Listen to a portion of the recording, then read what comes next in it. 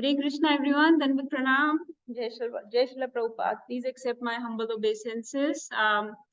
I'll speak in English. Is that okay? Everybody mostly understands English. Is that okay? Right? Okay, good. Okay, thank you. So yeah, if any questions, doubts, please feel free to stop and we can answer. We have senior devotees with us, and they can all answer for you as well. But I'll be talking today about I'll show you a very wonderful Leela of Krishna today. Hopefully you will all enjoy this pastime. Some of you may have heard about it, some of you may not have, it may be new to you, but I think there are a lot of lessons, a lot of instructions of Krishna in that Leela, and a lot of wonderful exchanges you will see of Krishna with his numerous devotees. Very, very beautiful. You'll all relish this, I think. So without further ado, let's get started. I'll just say some prayers. Please, all of you that know the prayers, chant with me. And when I'm reciting any verses, whoever knows the verses, please chant with me. That's really nice. Let's get started.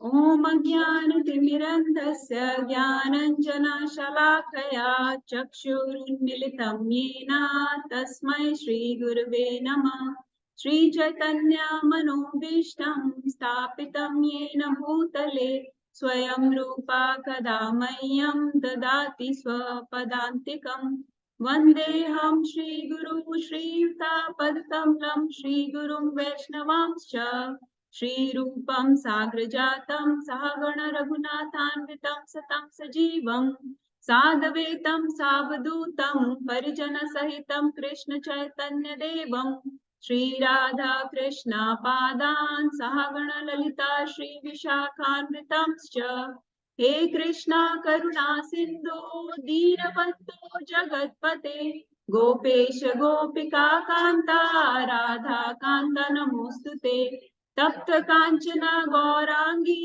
Radhe Vrindavaneshwari वृषभानुसुते देवी प्रणमामि हरिप्रिये वाञ्छाकल्पतरुभ्यश्च कृपा सिन्धुभ्य एव च पतितानां पावनेभ्यो वैष्णवेभ्यो नमो नमः मुखं करोति वाचालं पङ्गुं लङ्कायते गिरिं यत्कृपातमहं वन्दे श्रीगुरुं दीनतारिणम् परमानंद माधवम श्री कृष्ण चैतन्य ईश्वरम गुरुवे गौरचंद्राय राधिकाय तदालये कृष्णाय कृष्ण भक्ताय तद्भक्ताय नमो नमः हरे Krishna Krishna Krishna Hare Hare Hare Ram Ram Ram Hare Hare. Ribol. Thank you everyone for joining. The story comes from Srimad Bhagavatam. This is Srimad Bhagavatam. It's Granth Raj. It's called the topmost Puran. If you know, there are 18 Puranas, and this is considered the topmost.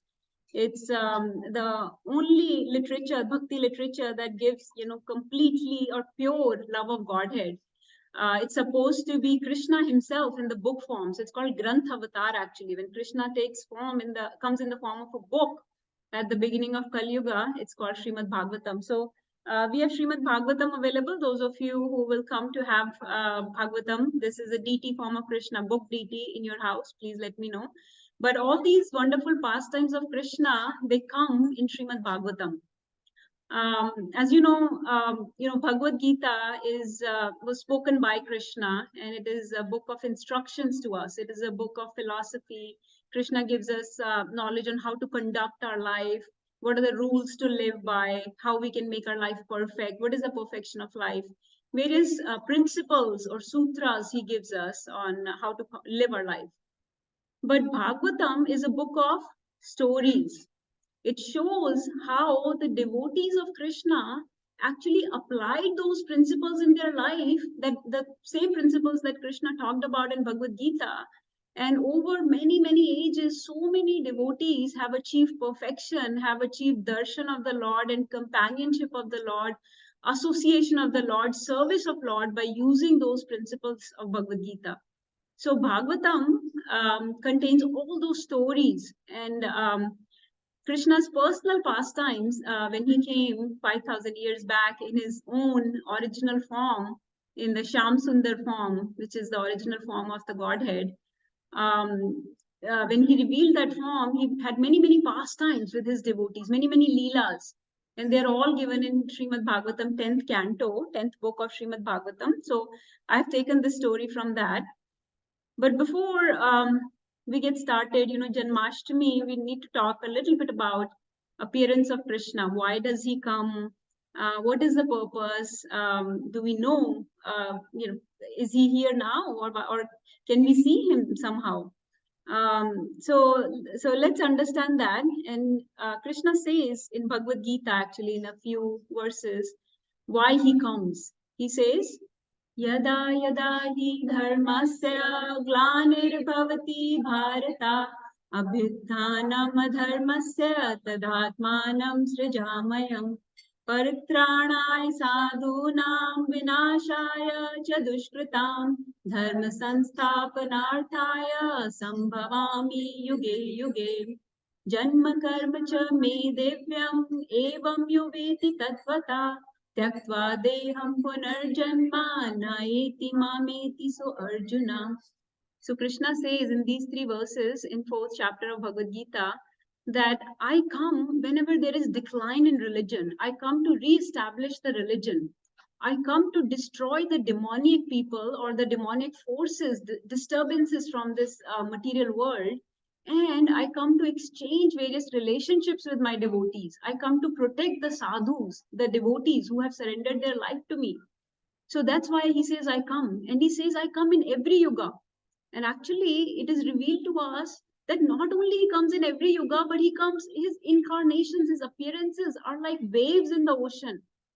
Just because we can't see them doesn't mean that he doesn't come. He keeps coming. He keeps coming like waves come in the ocean. Even now, his leelas, his pastimes are going on in different places in this universe or in different universes, in different forms with different devotees manifested to different people. So they're always going on. His leelas are eternally going on. They never stop. He's Leela Purushottam. He's always engaged in various activities with his devotees. So he never stops coming. He's always there exchanging various relationships and emotions with his devotees. And then he says, whoever understands that my birth is not like an ordinary birth. His appearance, we say it's his birthday. It's not really his birthday. We have birthdays. We take birth. We are forced to take birth. We are forced to get a certain body. We are forced to be born in a certain family, in a certain species, in a certain planet, or in a certain country or community. We have no choice where we are born, how we are born, to whom we are born. But Krishna's birth is not like that. His birth, that's why it's called an appearance day, because he appears of his own free will. He's not dependent on any karma or any cycle of birth and death. He's beyond all that. He's transcendental. He's divine.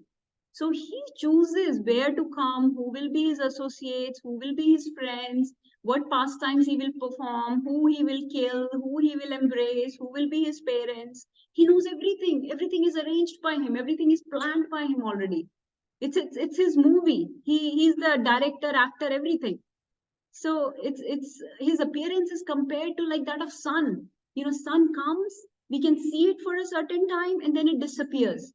Similarly, Krishna comes, he manifests his leelas, people see him for a certain time and then he disappears to our vision. But he's always present. He's present even now. He's present in form of Bhagavatam. He's present in form of deities. He's present in form of our gurus. He's present in form of devotees. He's present in form of Giriraj Govardhan. He's present in many, many forms. He's eternally present. He's present within all of us as Paramatma, right? So he's always there, but his leelas that he manifests to us disappear after a certain time. He chooses to wrap his pastimes. But Krishna, when he comes in his original Shyam Sundar form, in his Gopinath, Govinda, Radharaman, Madan Mohan form, that Krishna came 5,000 years back and manifested many, many beautiful, beautiful leelas with various devotees, numerous devotees. It is described also in Srimad Bhagavatam, first canto, Ete chamsha kala pumsa Krishnastu Bhagavan Swayam Indrari Vyakulam Lokam Mridyanti Yuge Yuge. It says Krishnastu Bhagavan Swayam. Yes, he comes in many forms. He may come in the form of Vaman Dev, he may come in form of Narsingha or Lord Ram or so many other forms. But actually, the original form is Krishna. Krishnastu Bhagavan Swayam. And when this world of um, various Devi Devtas, Indras, and other Devi Devtas who are the authority in this world, when this world gets disturbances, gets discomforts from various demonic forces, then he appears, because those Devi Devtas, demigods, are very dear devotees to him. So he appears on their behest to come and get rid of those demonic people. So his birth is very, very glorious in this material world. Um, let's go deep into it. So I don't have much information on these slides. It's all just pictures, just for your to engage your vision in Krishna's beautiful forms. Beautiful leelas are displayed on these pictures. I don't have any information. I didn't want to burden you with too many verses and too much literature or philosophy. So it's mostly just a lot of pictures. But you can see that Krishna, this is the Shyam Sundar form. And his main purpose when he comes is to create these stories, like one of the stories we are going to discuss today. But he creates these stories, these wonderful stories, which we can delight for ages and ages to come. So his stories never get old. It is said that Hari Katha gets newer and newer every time you hear. Every time you hear, it gives you goosebumps. Rongte khade ho jate hain. Every time you read, you feel, oh, I'm learning something new. I did not know this happened. I did not understand this concept. So that's why ages back, people used to enact those leelas, like Ram Leela, for example. That used to be the pastime of people. Instead of watching Netflix or YouTube or Hulu, people used to watch Ram Leela, because it never gets old. Every time there is something new to learn, some new instructions and philosophical lessons and beautiful relationships going on. So that's what Krishna comes to weave these stories for us, that we will discuss and hear about, like this Hari Katha. And this is the pastime of devotees, to hear Hari Katha. It's so purifying. So then, now somebody can say he comes to establish religion, he comes to destroy, demonic people. What does it mean to establish religion? So he established religion and he went away, but we still need to establish dharma, right? We still see a lot of adharma in the world. We still see a lot of demonic forces and disturbances. People shooting little kids in the schools, and so many wars going on, and so many terrorist attacks, and so much human trafficking. And I can go on and on. There can be a whole class about the anarthas and problems going on in this world, right? So what dharma did he establish? What dharma are we talking about? So dharma, we have to understand, dharma is something that has to be established daily, on a daily basis, by us, by the sadhakas, by the practitioners of Krishna's instructions. We have to read Bhagavad Gita daily, we have to hear Krishna Katha daily, and we have to purify our heart daily. So religion, establishing religion means it's a journey. It's a journey from greed to generosity. It's a journey from ego to becoming humble. It's a journey of transformation of heart. It's a journey of purifying your consciousness. It's a journey from agitation to peace, from hate to love. And actually, from Bhagavad Gita, we understand it's a journey from bhoga to yoga. And from Srimad Bhagavatam, one of the very great devotees of the Lord said it's a journey from ballroom dancing to rasa dancing in Krishna's leelas. So when we get to that, we have to get to that stage when we can dance that rasa leela in Krishna's pastimes. By the way, this today that's going on, this is nothing but Krishna's pastime. This is a pastime arranged by Krishna, where all these devotees come together, hear Hari Katha, celebrate his birthday, and do the Chulan Seva. This is a pastime of Krishna. So you're all very, very fortunate. We're all participating in Krishna's pastimes. So don't think that Krishna has wrapped up his pastimes. These pastimes are eternally going on, and this is an example of a pastime. So the real purpose of religion is not just, do some rituals and some ceremonies. Real purpose of religion is transformation of heart and to reawaken our love for the Lord. So So please hear attentively. It's very purifying, and it will reawaken your relationship and your love for the Lord. So you see, this was Mother Devaki. She was imprisoned by Maharaj Kamsa in his prison house, and that's where she gave birth to little Krishna, and he displayed this opulent form, his four-handed Vishnu Murti form, to Mother Devaki and Nand Maharaj. This is a mercy of Krishna, that he's a Janma. He does not take birth. He's unborn. Yet he comes for our benefit to this world. It is said that he's, Ananta Koti Brahmand Nayak. He's Sureshwar Ishwar. He's Paramatma. He's Parmeshwar. He's Jagannath. None other than Jagannath. None other than Jagadish. And he's Par Brahm Parmeshwar. He has no reason to take birth, but yet he takes birth for our pleasure. Now, all these names that are used, by the way, these are all his Ashwaryamai names. These are all his opulent names, okay? Then there are some Madhur names, Madhurmai names. Can anybody guess any of the names that are more dear to Krishna than being called Parmeshwar or Paramatma or Par Brahm? Are there any names Krishna says in Bhagavad Gita? There are certain names that are dear to me. Do you know? Makhanchor, yes. And why is that? Why does he like that name more than being called Jagadish or something like that, Jagannath? I'll tell you some more names, then you maybe get a hint. He likes to be called Devaki Nandan. He likes to be called Nandanandan. He likes to be called Arjun Sakha. He likes to be called Parth Sarthi. He likes to be called, let's say, Sham Sundar, Radha Raman, right? He likes to be called Yashodanandan. Yes. So why are those names so dear to him? Those are mother names. Those are he's called. We just sang, right? Gopi Jan Vallabh, Yamuna Tir Vanachari, right? Vraj Jan Ranjan. So those names, because they describe his relationship with his various devotees. So Krishna says, I like the names where there are two couplets. So where I am being coupled with a devotee, those are the names I relish most. So those are his Madhurmai names.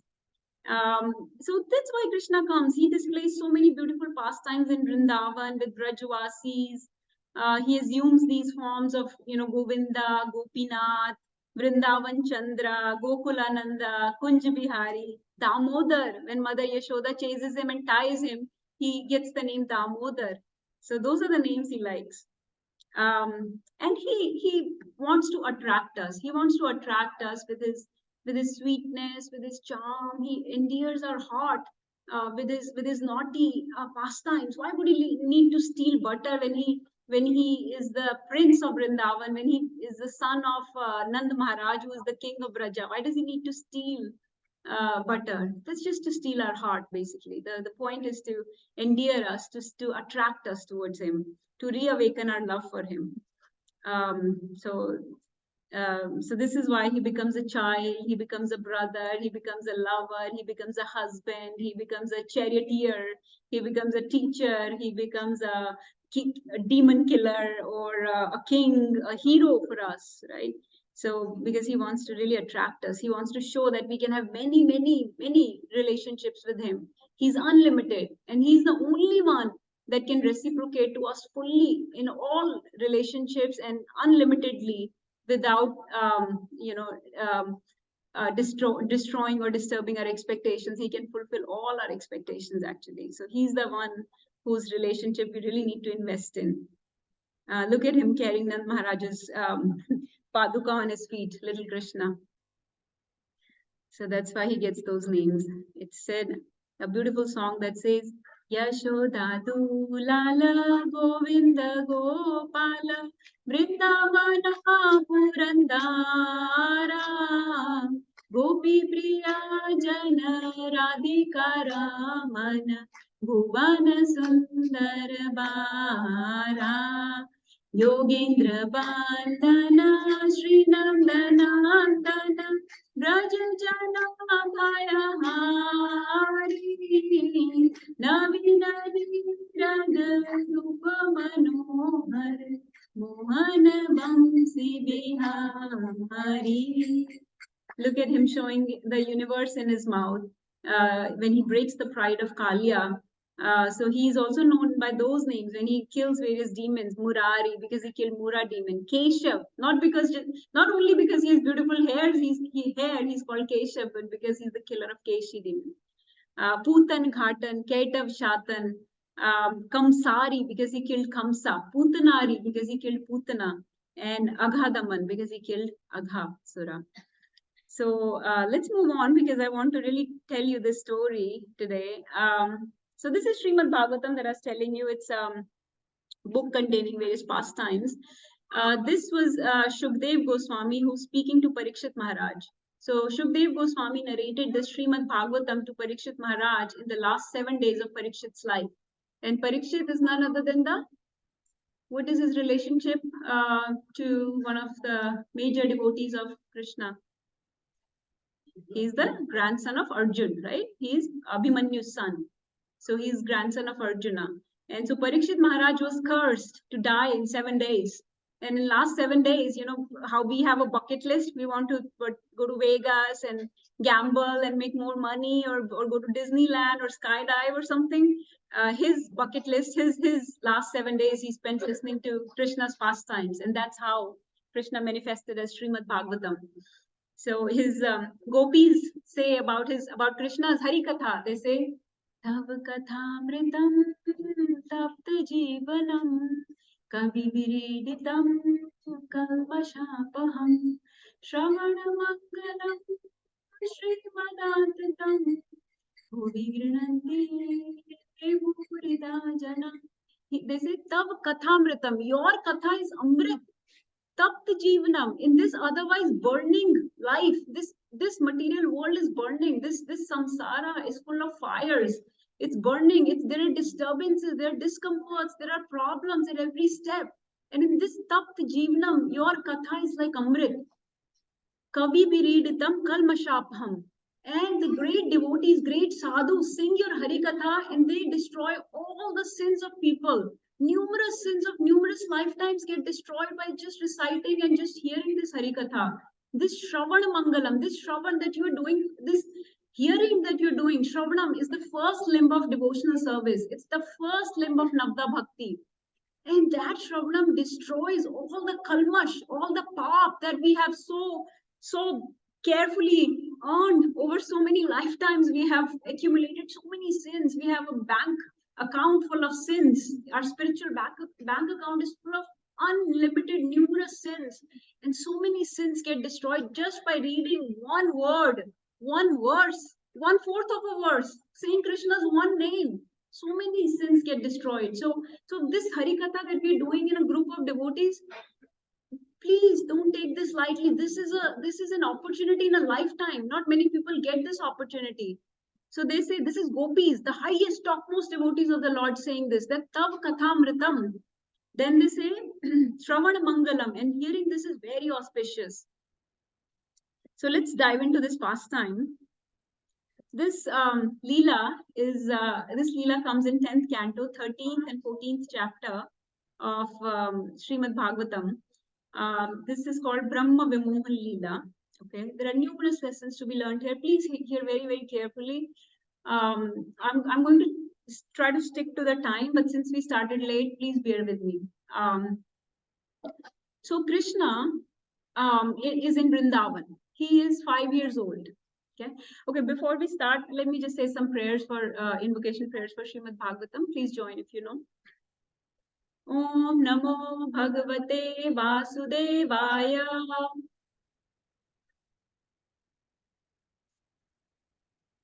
Om Namo Bhagavate Vasudevaya.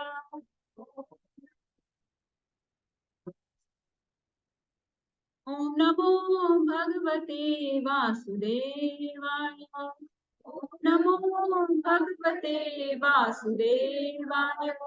Nārangi namaskritya naram chaiva narottamam devim saraswatim vyasam tato jayam udiriye nashtaprayeshva bhadreshu nityam bhagavat sevaya bhagavati uttama shloke bhaktir bhavati nashtaki Krishnaya Vasudevaya Devaki Nandanaya Cha Nanda Gopa Kumaraya Govindaya Namo Namah.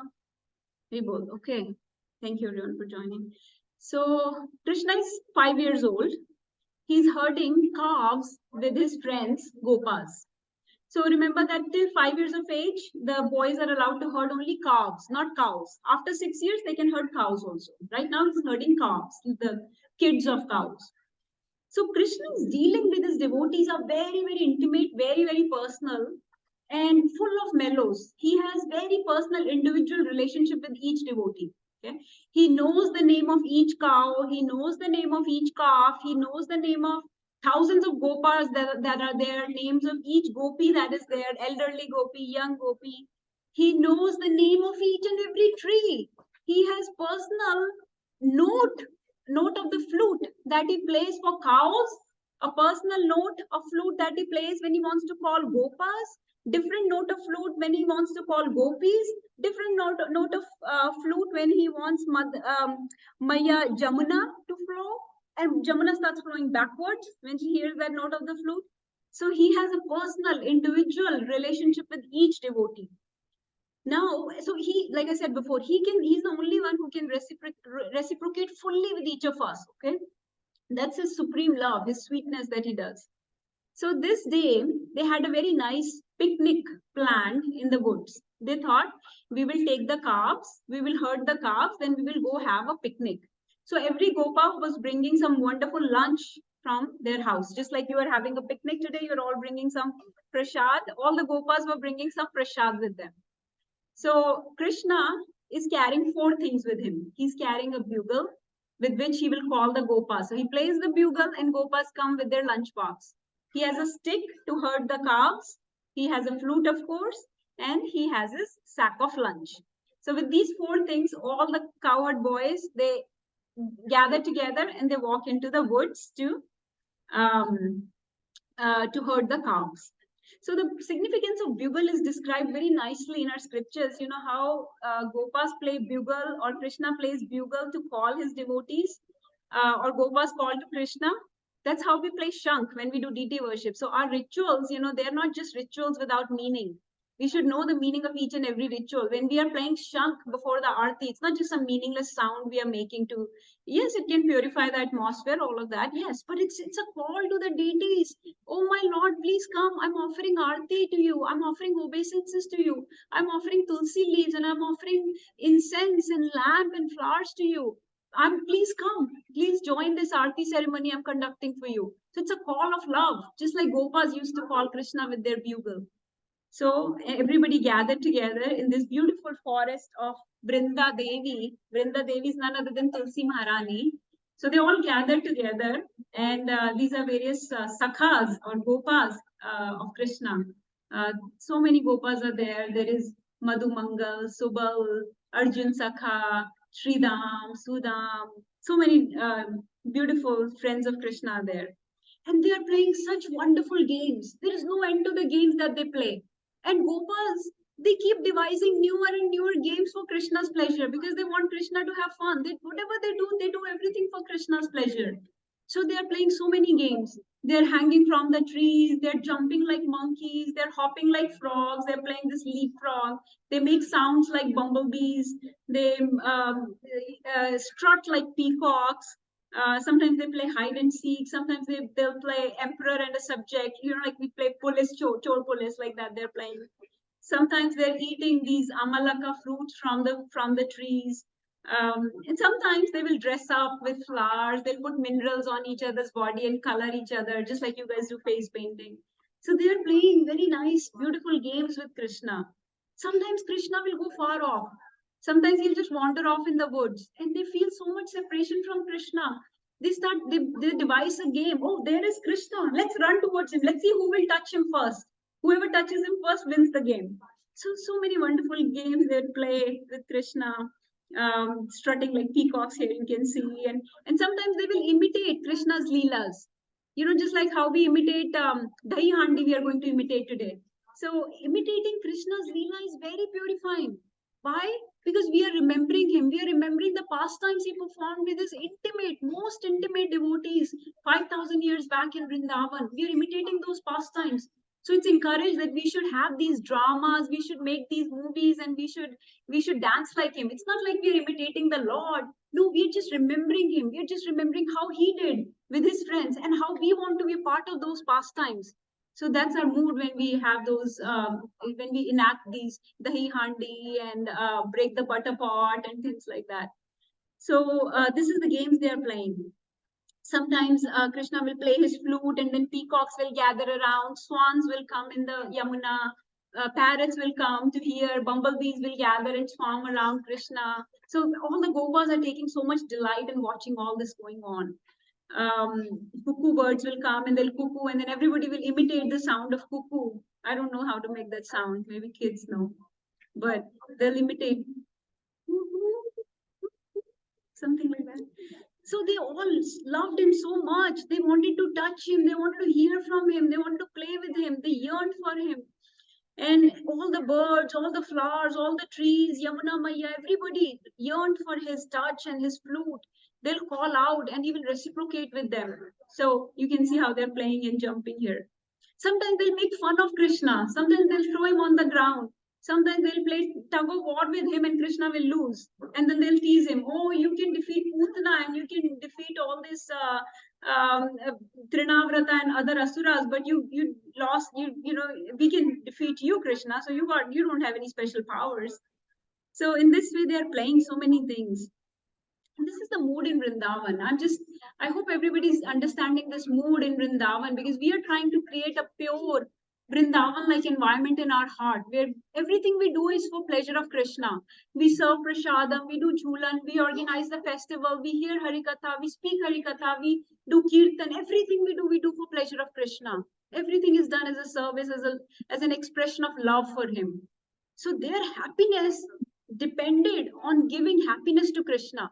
That's their mood. And that's the mood that we are trying to achieve, where our happiness depends on giving happiness to Krishna and his representatives, his devotees, and his kids, his children in this world. So that's why we want to give happiness to everybody in this world.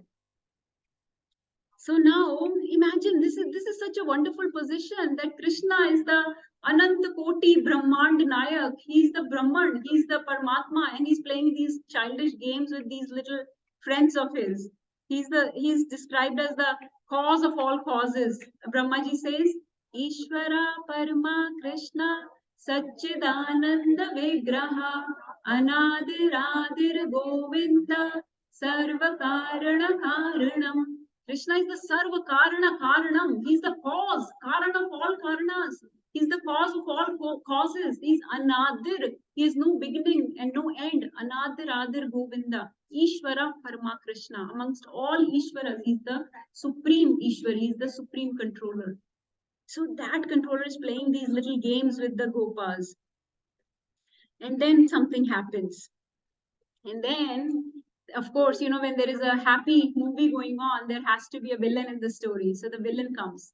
We're going to have more than one villain in this story, but this is the first one. So who is this? This is Aghasura. This is the demon named Agha. Now he is brother, or actually cousin, of Putana and, let me show you, Putana and Bakasura. So remember, Krishna is how many years old? 5 years old. And he has so far killed these two demons, Putana and Bakasura. He's killed others also, but these two were the cousins of Agha.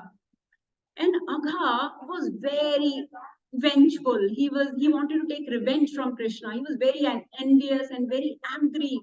So he took this form of a huge, gigantic serpent that was extending for miles and miles. It is described in Bhagavatam that he is 8 miles long. And he sat there with his mouth open. His mouth is so big that it is described his upper jaw is reaching the clouds while lower jaw is touching the ground. And you see his fangs, his teeth, so big. The tongue was traveling for miles and miles along.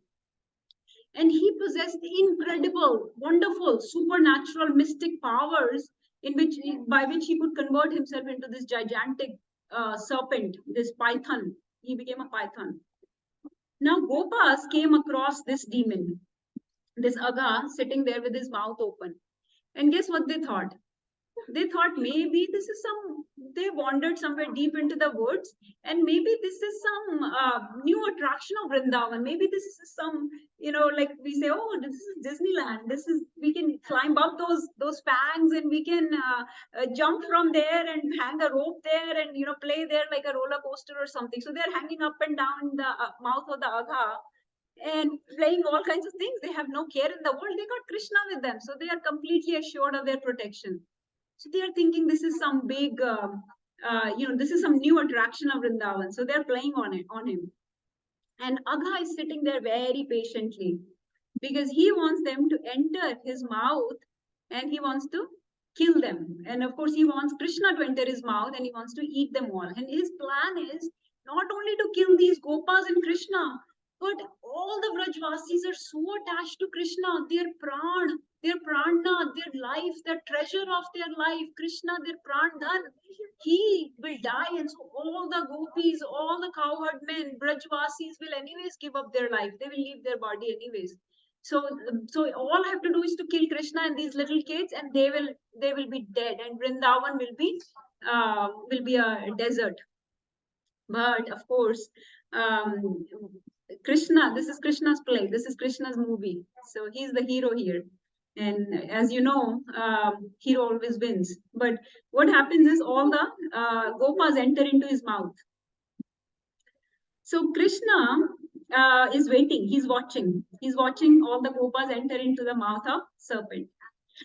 So Agha is sitting there waiting for Krishna to enter. As soon as Krishna enters, he closes his mouth. And he starts releasing these poisonous fumes, these acid from his mouth, and starts crunching his mouth, the muscles of his mouth, so that they will die from both the motion of his mouth, and from the poisonous acid and fumes. And gopas immediately, of course, pass out. They lose their consciousness. So here, something very wonderful happens. So gopas pass out. Now Krishna, so far, or actually not so far, even in future, if you have studied Krishna's leelas, you would see that when he kills demons, he does not use when killing these demons, he'll just do like a big, mushtik prahar, like with his punch, or with his fragile little foot, lotus foot. He will just kick the demon, and demon will die. So like that, he will very easily, without breaking the character, he will not break his childish character, easily kill the demon. That's one of the opulence of Krishna, to not have to break the character. But today he decided, okay, nobody can watch me. I'm inside the mouth of Agha, and gopas have passed away. Oh, sorry, gopas have lost their consciousness, have passed out. So now let me become really big.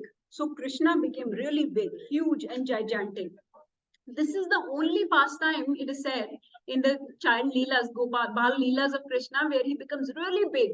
And he increases his size so much in the mouth of the Agha that Agha starts choking on Krishna.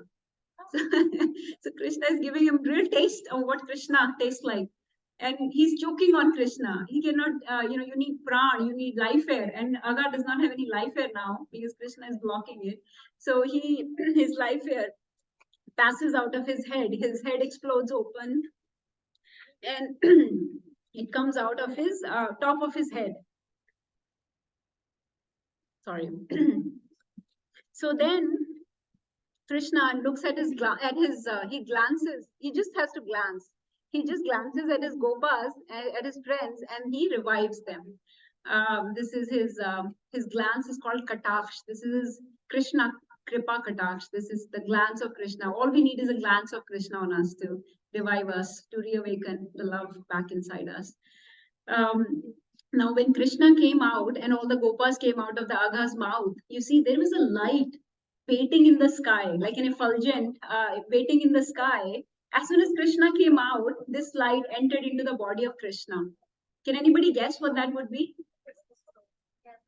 The soul of Agha, right? It was the soul of demon who was waiting to get liberated, who was waiting to get delivered. That's why that's why I labeled this as deliverance of Agha. So this is a very important point to understand why Krishna kills these demons. Somebody could say he's you know, these are all his kids. So is he like envious of these people? Is he partial to his devotees and impartial to the demons? Is he showing like favoritism? What is going on here? Isn't Krishna supposed to treat everyone equally? But Krishna says, Ye yatha mam prapadyante tam tathaiva bhajamyaham. He says, I reciprocate with the people, with the jivas, according to their mood, according to their intention. So since demons want to fight with me, they're envious of me, they have this aggressive mood towards me. So I reciprocate with them in that aggressive, veer ras or violent kind of mood as well. And then that's how they enjoy the relationship with me.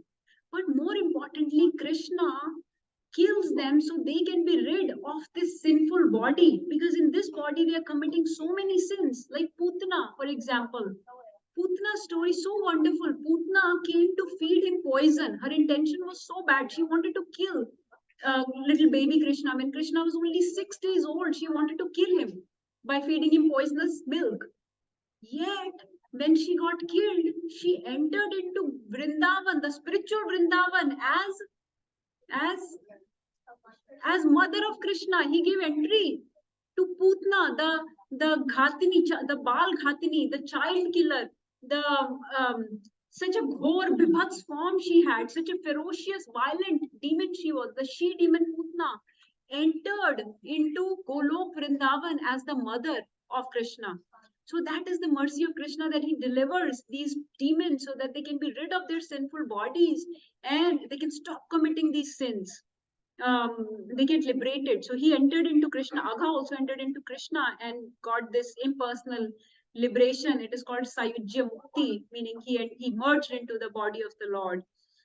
So there is a very beautiful verse in Bhagavatam, some of you may know, describes this deliverance of Putna in this way, how she entered into Golok Vrindavan as the mother. It goes like this. Aho bakiyam stanakalakutam jigam syayapyayadapi asadvi lebe gatim dhatrim muchitam tato anyam kamba dayalum sharanam brajema.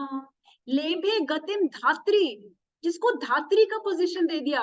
Krishna is so merciful. Kamba dayalu, so dayalu. He gave the position of mother, dhatri, to the she demon Putna.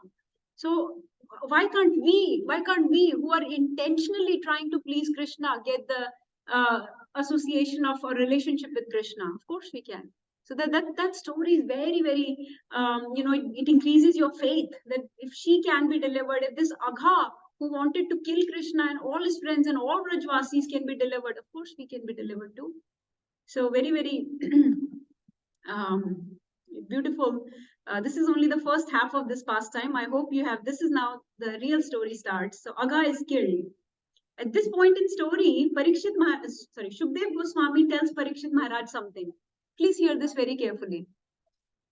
Shukdev Goswami says, "Oh my dear Parikshit, this story, every time when Krishna killed a demon, gopas would go home directly and tell their parents about the killing of that demon. Oh mother, do you know? Oh father, do you know Krishna killed this demon? You know what he did? This is how he punched him. This is how he kicked him. This is how he knocked the life air out of him." So very eagerly they will share with their parents at home. But this time, Shukdev Goswami tells Parikshit Maharaj, "But oh my dear Parikshit, this time they did not tell this story for a whole year. A year later, they told this story to their parents." And Parikshit is very confused. Parikshit was like, why didn't they immediately tell the story that day when they went home? Why did they wait a whole year to tell the story to their parents? Some of you may know the answer, but we will come to that answer because that's the that's our pastime. So before we come to that answer, some more things happen. Okay, so gopas have been saved from Agha's mouth. They have come out of the mouth. Now remember that they had planned a picnic. They wanted to eat some nice prasadam with Krishna. So now they're very hungry. So apparently being eaten by a snake makes you very hungry, and they're very, very hungry right now. So they come out of the mouth of the python and they decide, okay, let's go have lunch. So they find a very nice secluded place in Vrindavan next to the banks of Yamuna, and they sit down to eat lunch. This pastime is very beautiful. So Krishna is sitting in the center. This is very, very glorious. Please, dear devotees, listen this very carefully. Krishna is sitting in the center, and all the gopas are sitting in concentric circles around him. It was like a lotus-like formation, like concentric whorls of petals around Krishna, and Krishna is in the center. Now, if somebody is sitting in the center, it's possible that people behind in the back would see just the back of that person. People sitting on the side would just see the side of that person, side profile, right? But we're not talking about just an ordinary person. We're talking about Krishna. So when Krishna is sitting in the center, what are gopas seeing? They're seeing full frontal view of Krishna, full lotus-like face and smile, and him enjoying the prasad. And not only that, they are seeing each gopa is thinking, Krishna is feeding me prasad and I am feeding him prasad only. Only I am. He's eating my prasad only and he's feeding me prasad only. I am talking to him and he's talking to me. I am singing to him and he's singing to me. Such an individual reciprocation going on with millions or thousands of gopas that are sitting around Krishna. Who can do this kind of reciprocation? Typically, if I'm sitting one-on-one with somebody, with my husband, he'll be distracted on the phone. And I'll be like, okay, are you listening? Are you listening? So even one-on-one reciprocation, we cannot have proper 100%.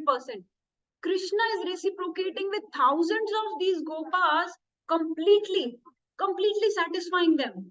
Each gopa is thinking, I am the one feeding him. And how are they feeding? With their dirty hands. They'll break something, whatever their simple food that they have brought from home. They'll eat, taste it. Oh, this is very good. Take out of their mouth, eat Krishna. Try this. This is how they're feeding him. Is that how we made bhoga today? No. Okay.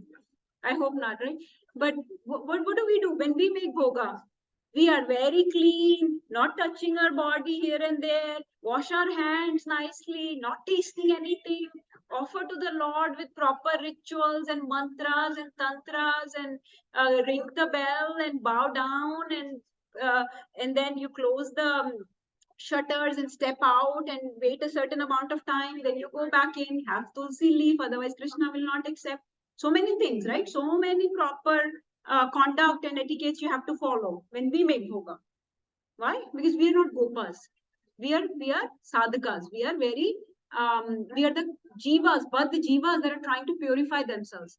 But these are pure devotees of the Lord that have achieved their most intimate, the highest perfection of life, their connection with Krishna. They are already there. They are where we are trying to reach. So with them, there is no awe and reverence. Imagine this.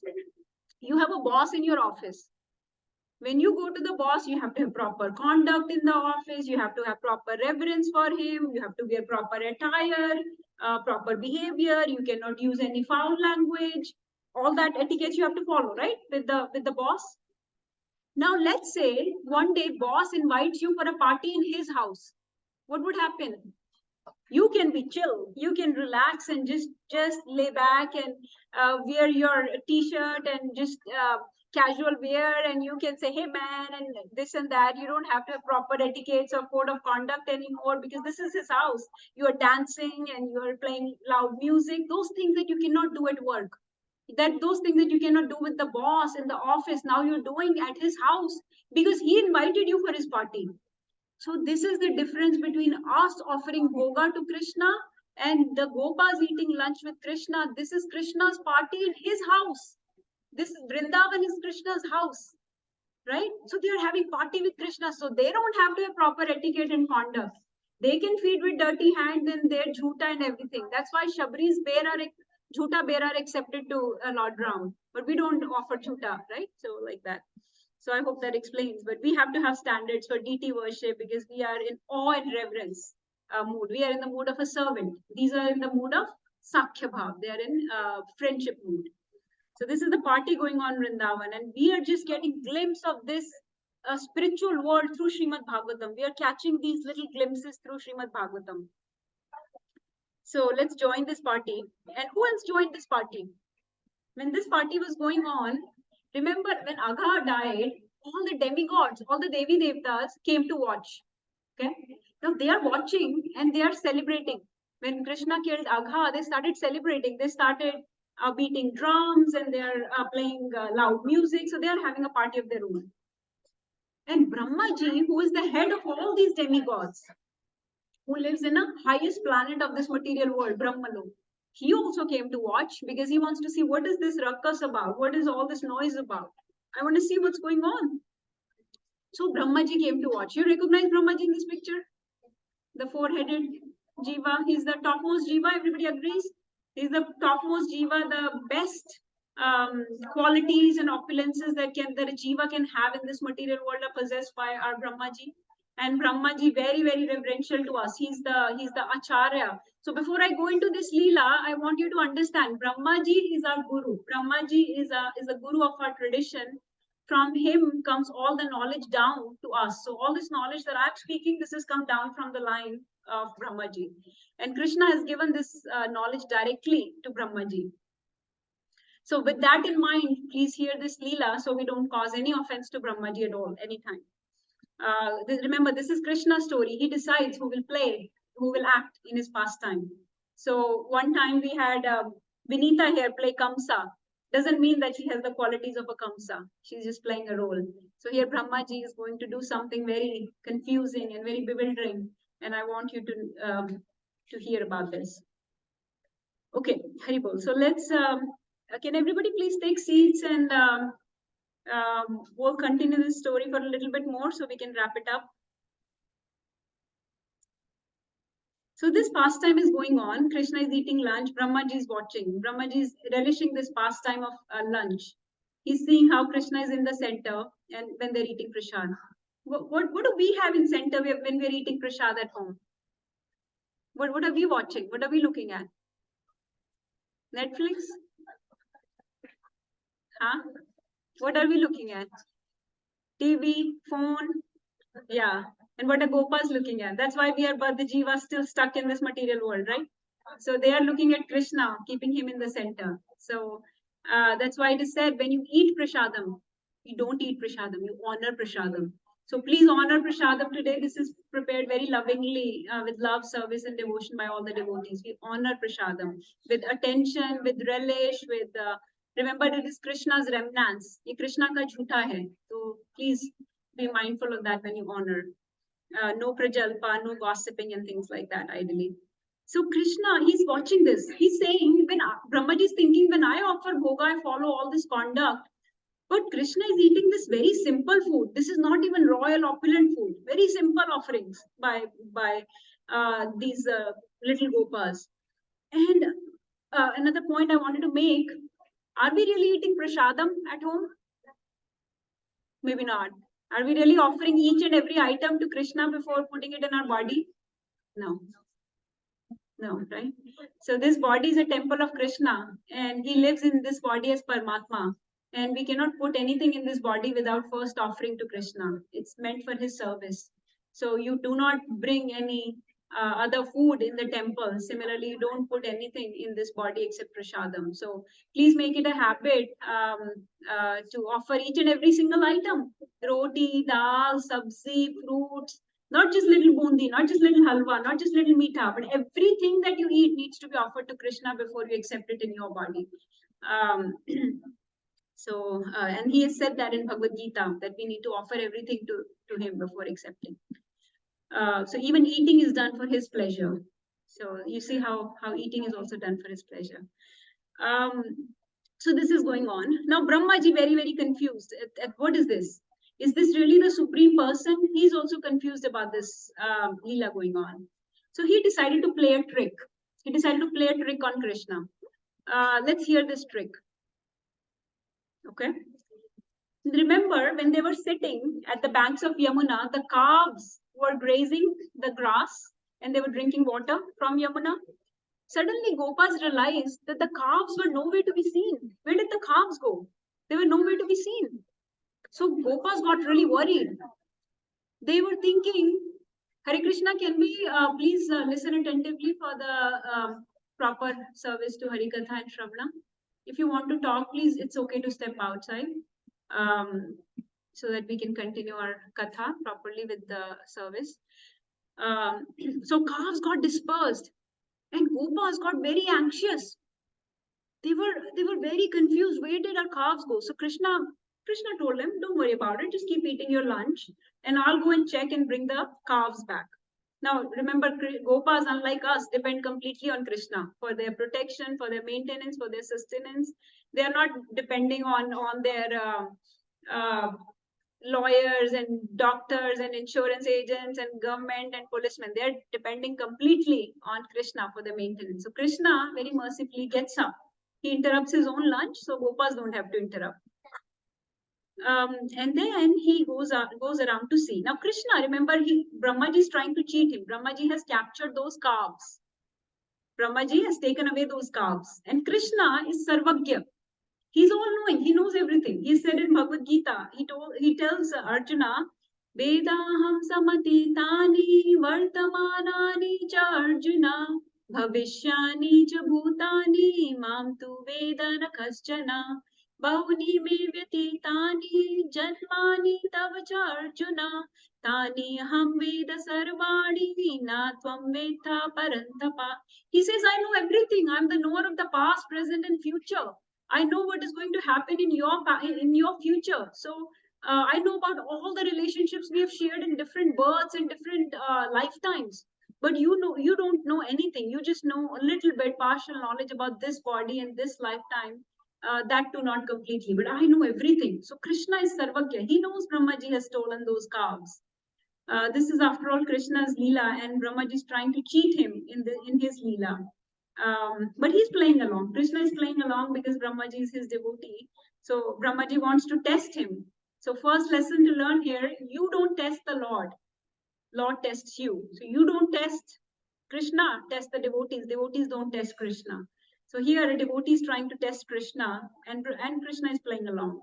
But you will see that Krishna will mystify Brahmaji and cause so much illusion, not just for Brahmaji, but for so many others. So many others will get some mohit, get vimohit and deluded in this pastime. So, this is how Krishna's leelas are. He kills many birds with, well, not kills, that's not an appropriate metaphor to use here. He does not kill birds, but he, let's say, shoots many targets with one arrow, I could say. So many missions that Krishna fulfills just in one simple leela. This is his krida, this is his pastime. Kunti Maharani puts it in very nice words. She says, Nato Natya Dharo Yatha. You are the actor who's dressed as a player and cannot be recognized by foolish people. So she says, Na lakshay se mood drisha nato natya dharo yatha. Remember, Kunti Maharani is a great saint and also mother of Arjun. And she has glorified Krishna again in Srimad Bhagavatam, first canto. So Krishna also says in Bhagavad Gita, Dyutam chalayatam asmi. I am the gambling among the cheats. I am the biggest cheater among all cheats. So if you think you can cheat me, you can trick me. Wait, I will trick you. So you cannot trick him. You cannot cheat him. He's the biggest cheater that is there in this whole world. This creation is made for the pleasure of Krishna. So you cannot cheat him in his own pastime, in his own leela. So he's the actor, director. Yeah, you can see some pastimes where he nicely cheated many people. He broke the pride of Indra in Govardhan Leela. He broke the pride of Kalia in Kalya Daman. And he always protects his devotees. He protected Parikshit Maharaj in his mother's womb from Brahmastra. He arranged for Parikshit to do this act for which he was cursed. And then he arranged for Bhagavatam to be manifested through Shukdev Goswami to Parikshit Maharaj. So this is all Krishna's pastime. And like I said, this is also Krishna's pastime. So Bhagavad Gita, Krishna's pastime. Krishna arranges why Bhagavad Gita gets spoken, how it gets spoken. Krishna arranges when he breaks his vow to not lift a weapon, yet lifts a weapon, just so that he can keep the vow of his devotee, the Mahabhagavat Bhishma Pitama. He keeps the vow of his great devotee Bhishma Pitama by lifting a chariot wheel. So that is also Krishna's pastime. Very difficult to understand, but he fulfills many missions in each and every pastime. He fulfills many reasons he has for why he arranges something And Krishna has told us in Bhagavad Gita, he told Arjuna, Shipram bhakti dharmatma shashvat shantim nigacchati kaunteya pratijanahi name bhakta pranashyati. These promises that he has given in Bhagavad Gita, we should recite to ourselves daily. He says, Name bhakta pranashyati. Mere bhakt ka kabhi nash nahi ho sakta. My devotee can never fall down. And he tells Arjuna to announce it to the whole world. Oh Arjuna, announce it to the whole world that Shipram Bhavati Dharmatma, that a Dharmatma, a sadhu, a devotee will soon be delivered by me, and Name Bhakta Pranashyati. And later on, this verse, not later on, early on actually, this verse was recited by Mother Draupadi. She says, Pratigya tav govinda name bhakta pranashyati iti samsmritya pranan sandharamyaham. Oh dear Govinda, you took a pratigya, you took a vow that name bhakta pranashyati, my devotee never falls down. So iti samsmritya, remembering this the whole time, I'm maintaining my life here. Pranan sandharamyaham, I'm maintaining my life just based on your promise alone. So his promises are so strong that we can maintain, we can live this life. We can suffer through all the disturbances of this material world. Just keep faith. Just keep reciting those promises of maintenance that Krishna has given us in Bhagavad Gita. And then in the last verse of Bhagavad Gita, Sanjay says, Yatra Yogeshwara Krishna, Yatra Partho Dhanurdhara, Tatra Shri Vijayo Bhutir, Dhruva Nitir Matir Mama. He says, where there is Krishna and where there is a devotee like Arjun, where there are devotees like you, Tatra Shri Vijayo Bhutir, that's where all the victory, all the opulence, all the ethics, all the morality will live. And that's my opinion, he says. So you think that the calves have been, and some other pastimes that are being depicted here, Krishna's pastime on the left and Krishna's pastime on the right, Mother Draupadi being saved and Gajendra being saved, you can see. So here Amrish Maharaj, here Prahlad Maharaj, everybody knows. What a beautiful, wonderful form Krishna took to save his little devotee Prahlad. Satyam vidhatum nijbritya bhashitam vyaptim cha bhuteshu akhileshu chatmana adreshatatya adbhutrupamudvahan stambe sabhayam namrigam namanusham. He who came out of the stump in the sabha, out of the column, namrigam namanusham, half man, half lion. So he can do anything for his devotees. You see so many things. And so what's some calves? He will save those calves. So don't worry about the calves.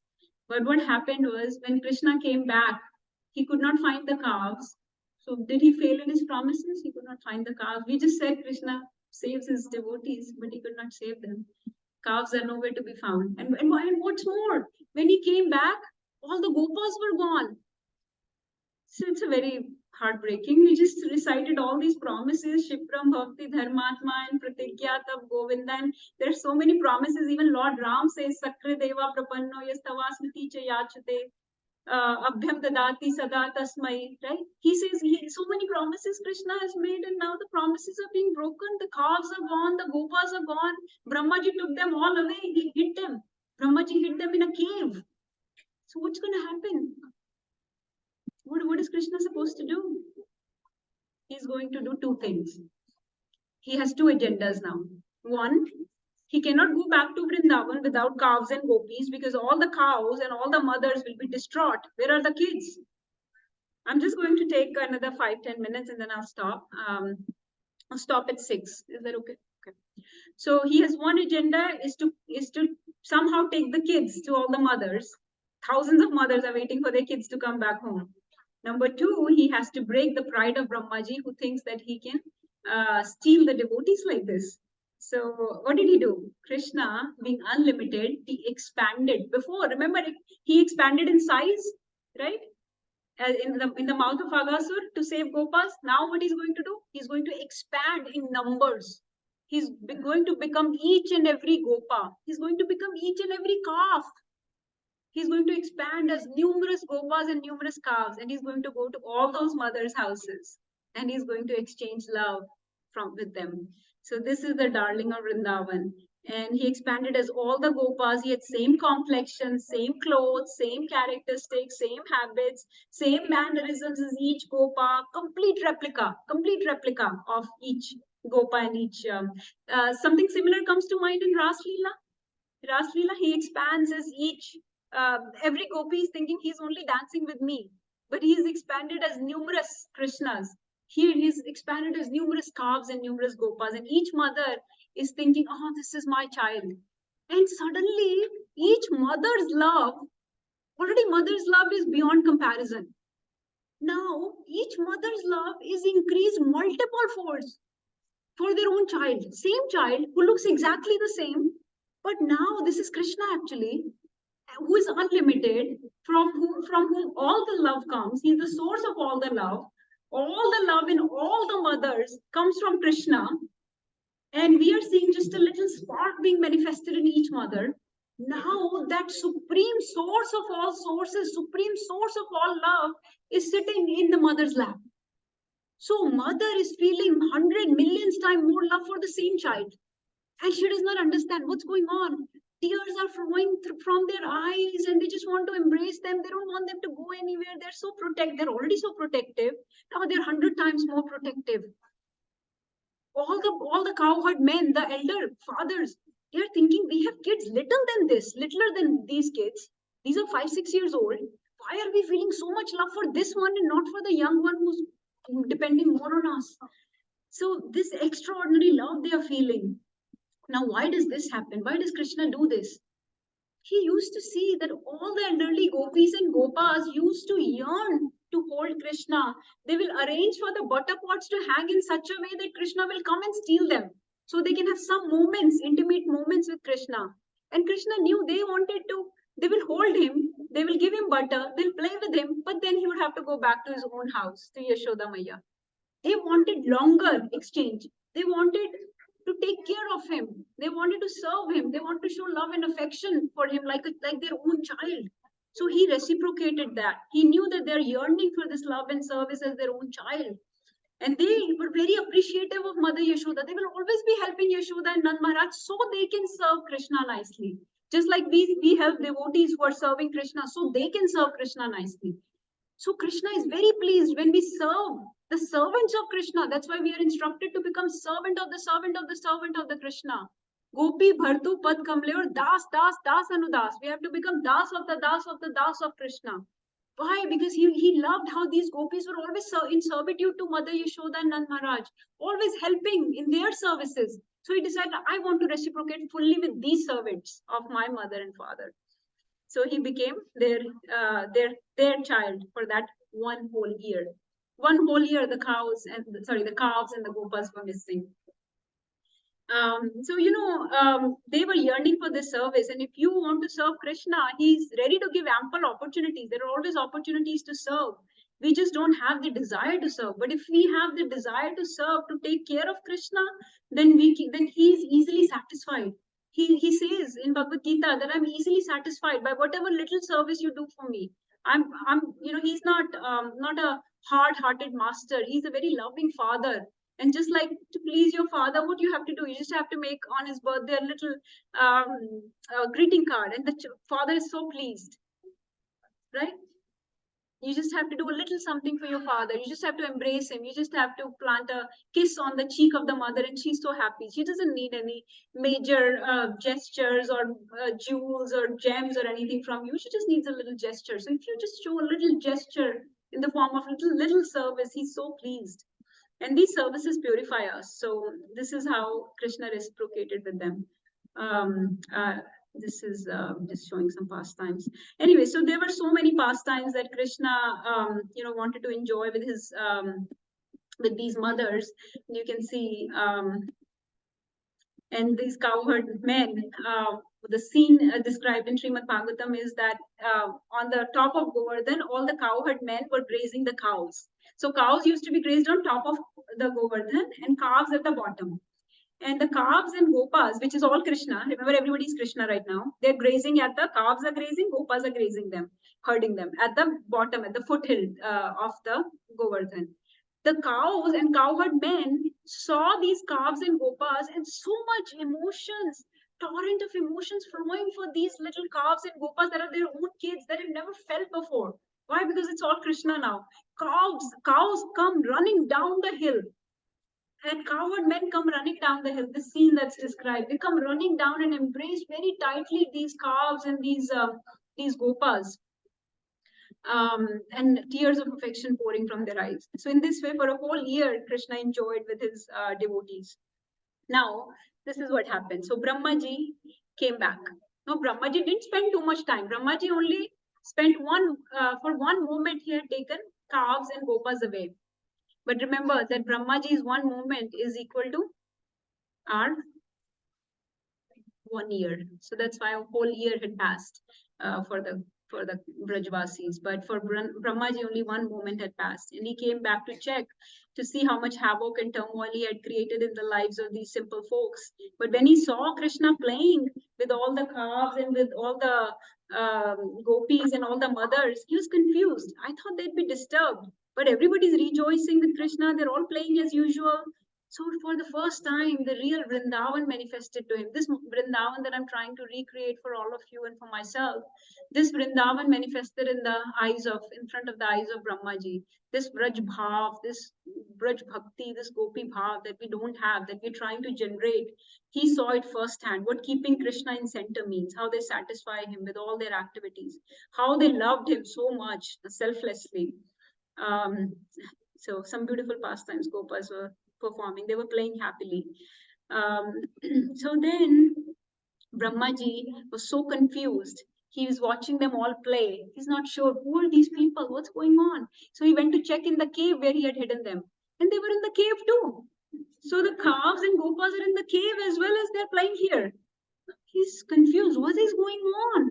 They're here and they're there. And suddenly he saw this beautiful vision. Remember, Brahmaji's Aradhya Bhagwan, worshipable deity, is Lord Vishnu. He comes from the navel of Garbhodaksha Vishnu. He takes birth. So he's worshipping Lord Vishnu, and that form manifested to Brahmaji. He saw all gopas transform into the four-handed Vishnu Murti forms with Shankha, Chakra, Gada, Padam in their hands. And he saw not only him offering service to these Vishnu forms, but millions of other Brahmajis offering services. And they did not only had four heads like him. Some had 10 heads, some had 100 heads, some had 1,000 heads. All the demigods are there. And Brahmaji is thinking, what's going on? He's completely bewildered, but he saw these beautiful forms. So he got this darshan of Vishnu. He got special mercy of Krishna on him. Look at his mouth open. He's completely aghast. What's going on? Everybody's offering him obeisances. So much opulence he has never expected in his life. So much effulgence, like Koti Chandra, Koti Surya, Koti thousands of Suryas have come up in the sky. That much effulgence was there. So much Aishwarya he had never seen. All the demigods are worshipping him. All the universes are emanating from these different forms. Hundreds of Brahmajis paying obeisances over and over again to these forms. He thought, what is this Maya? What is this Maya? This Maya is Yog Maya actually. He saw this darshan with his eyes open in wonder. He folded hands. He fell down. And he did Dandvat Pranam to Krishna. And when he opened his eyes, he suddenly saw the vision had disappeared, and the little boy was standing in front of him. This little Sham Sundar form. Remember when Krishna was eating lunch? He had interrupted his lunch. Remember, way back, he was eating his lunch. You know what was in his hands? His hand was holding yogurt rice. His hand had some fruits in it. As soon as I came here today, the temple gave us some yogurt rice. And I was suddenly thinking, oh, this is all Krishna's arrangements. Everything is his. We did not have yogurt rice with us. Temple gave us yogurt rice. So Krishna was holding yogurt rice in his hand. And that form again came to Brahmaji. So Brahmaji saw this little boy and he fell down. He did Dandvat. Dandvat means Dande ke saman, Dandavat. Like a danda, you fall down in front of a devotee, you fall down in front of a lord like a danda. And he did numerous dandvats because he has 4 heads, so he has to at least do 4 dandvats, but he did numerous dandvats. He felt so small, he felt so utterly humiliated, so guilty, so embarrassed that he has offended the Supreme Lord. we commit some small offense and we feel so bad. We commit some offense with our mind, we feel so bad. He had committed Bhagavad Aprad, and he had committed Vaishnava Aprad. He had committed offenses against millions of devotees in Vrindavan and against Bhagwan himself. He felt so small. He felt like a firefly in front of a vast, blazing, roaring fire. Imagine a roaring fire that touches the sky and has the power to annihilate everything. In front of that fire, he was like a little jugnu, little firefly. And I thought I was so big just because I'm the creator of this universe. But that service of creation, who gave that service to Brahmaji? He's the secondary creator, right? That service was given by Lord himself.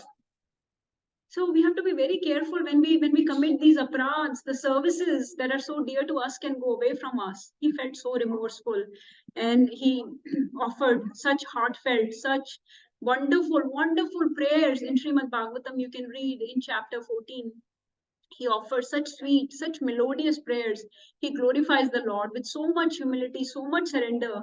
This we understand how to offer forgiveness to the devotees, how we should offer gratitude and forgiveness, how we should glorify the Bhagwan and the devotees.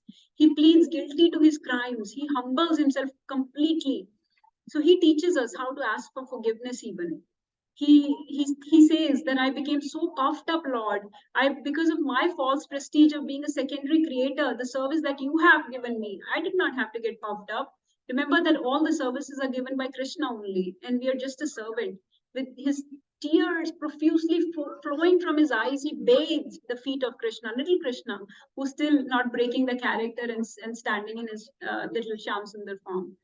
So he says, I'm not going to discuss the prayers. They are too vast and too deep. They're like an ocean. We can keep going into it for months and months. So, but one of the things he says that aho bhagyam nanda gopa vrajokasam yan mitram paramanandam purnam brahma sanatanam. He says that these devotees of yours are how greatly fortunate they are. These gopas and Nand Maharaj, the cowherd men, all the inhabitants, because he's seen this now firsthand. There is no limit to their good fortune.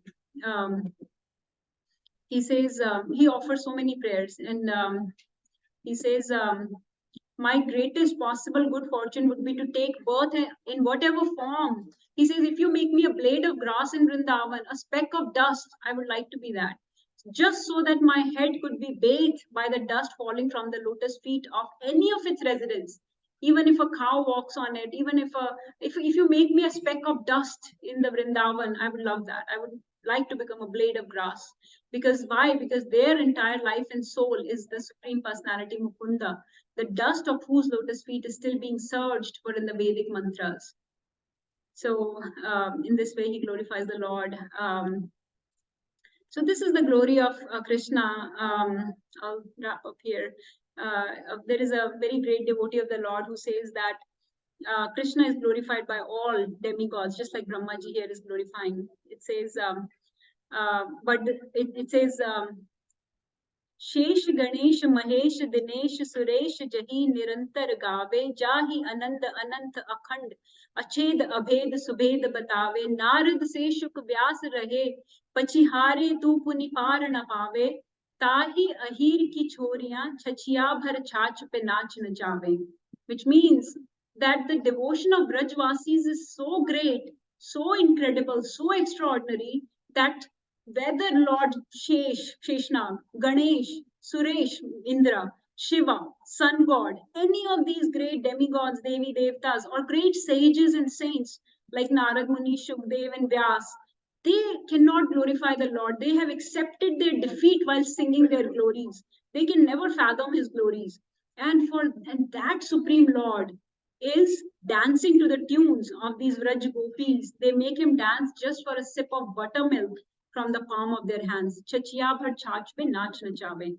So that's the glories of the Brajvasis. And that's the form we have to remember, Madan Mohan form. Krishna is the one who deludes people. He's the one who puts people in illusion. He's Madan Mohan. He can moho or delude even Cupid. He hypnotizes Cupid. So don't try to defeat Krishna. Don't try to one up on Krishna. Try to win over. Don't try to win over, try to win over Krishna. It's our path. I'll end with this, that our path is not of competition. Our path is not of cheating. Our path is not of duplicity or envy. Or our path is of love and service and humility. Our path is of gratitude and victory over our own mind and heart and anarthas. So this is a story of where how Krishna won over a demon, how he won over a devata who was his devotee, and simultaneously reciprocated with thousands of Brajvasis. That's the glories of Sri Krishna. Brahmaji also says, Advaitam Achyutam Anadim Anantarupam Adyan Purana Purusham Navayovanam Cha Vedeshu Durlabham Adurlabham Atma Bhaktau Govindamadi Purusham Tamham Bhajami. So look at everything Krishna did for us. He expanded in his size, he expanded in numbers, he became everybody's child, even the child of the cows.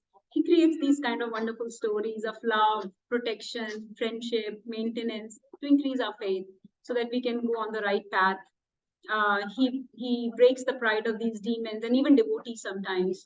So what will Krishna not do to share love and warmth with his simple, pure-hearted devotees who just want a relationship with him? So that's all our desire. We just want a relationship with him. And actually Krishna's greatest pleasure is in being conquered by us. He likes to be conquered. So I pray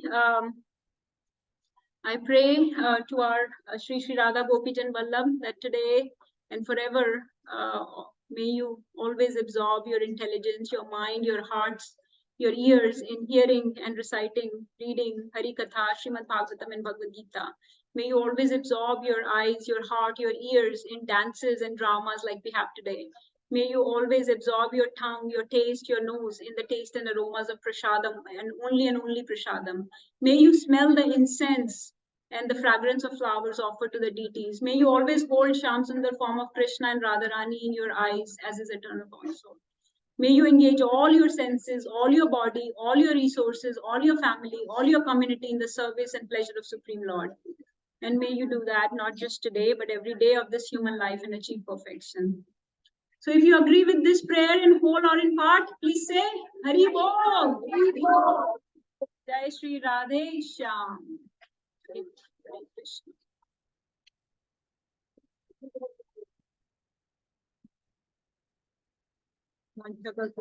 Kripa Sindhuve Vicha Patitanam Pavanebhyo Vaishnavebhyo Namo Namah. Hare Krishna.